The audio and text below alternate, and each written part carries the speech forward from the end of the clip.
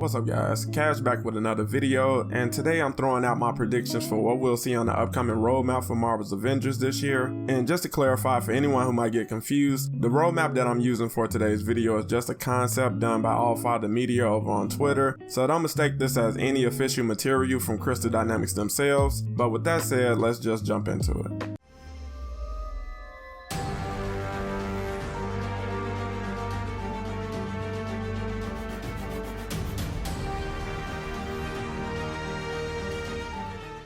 So looking back to this time last year, we didn't get an official roadmap for 2021 until March 18th, and on that roadmap we had the Hawkeye operation as the content for March. And they just gave us content outlines for spring, summer, and beyond, and of course not all of the things shown on the roadmap actually made it into the game, but I think they plan to correct that with this year's release schedule. Now they said late last year that we could expect to see a new roadmap in early 2022, and again they said that about the 2021 roadmap, and we saw how long that took to come out, but I don't believe we'll have to wait that long this year, with the general expectation being late January to mid-February for an official release. And I do think they really want to impress players with this year's roadmap, so I'm definitely expecting to see some big events and hero announcements spread throughout this upcoming roadmap. If you've been following my recent videos, then you know we got word of a secret hero being planned as a surprise release to start the year off, with the reasoning being they didn't like that data miners basically outline all of their upcoming hero releases for this year, with expectations for SheHulk, Winter Soldier, Captain Marvel, and hopefully a fourth hero in War Machine. And apparently they decided to use assets from the current heroes to make an unplanned hero, with the identity of that hero being withheld currently, but the possibilities basically coming down to one of three females, who are Jane Foster as Thor, Yelena Belova, the sister of Black Widow, or Shuri, who's the new queen of Wakanda.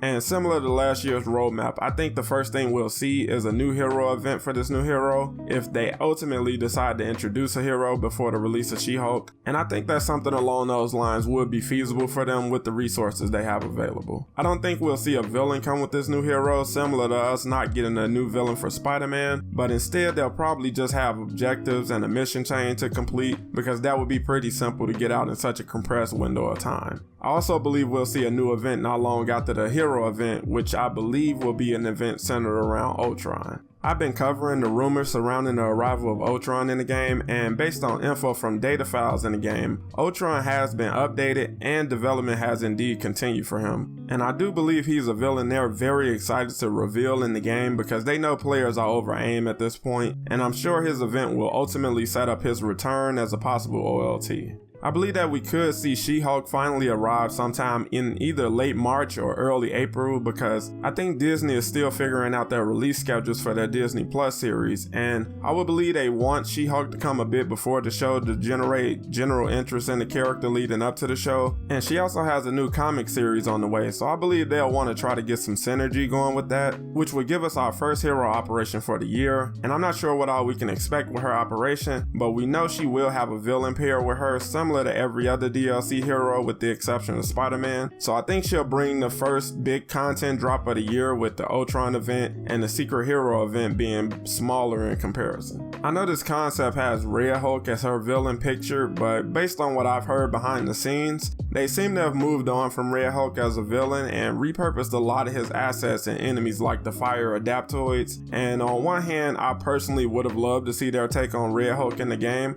but I do understand how that could be viewed as lazy or unimaginative, since we already have Abomination and Maestro in the game, and I get not wanting those negative perceptions. After that, I think we could finally see the return of MODOK as an event, because we've been asking for him since the game's campaign wrapped up, and we've still gotten no official word on his return, but I do think they are saving him for a return, and I think MODOK would be a great step forward from the underwhelming Red Room event we got around that time last year. But I could also see them doing something with cloning labs finally, because they insist they haven't given up on that just yet, and with Monica allegedly out of the picture, it would make sense for the Avengers to be proactive in shutting down down all of AIM's remaining operations, with cloning labs being the main one. Now, if you doubt cloning labs will ever see the light of day, I do not blame you in the slightest, but I don't think it's been completely abandoned yet, and I do think they're looking for a good way to squeeze it into the narrative. On a side note, I do think we'll see Join in Progress arrive at some point before summer gets here. How early, I obviously don't have a clue, but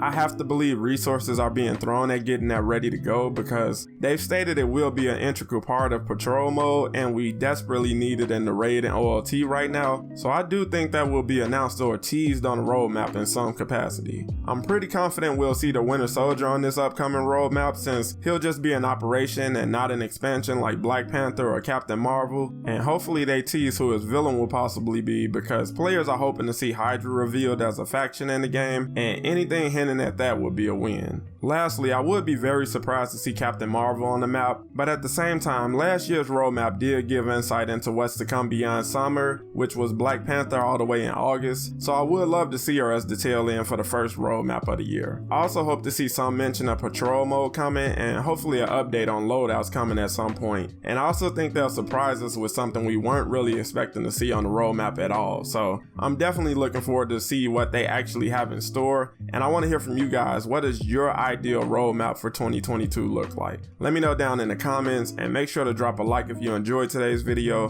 and subscribe to catch more Marvel's Avengers content every week. Thanks for watching, and I'll catch you in the next one.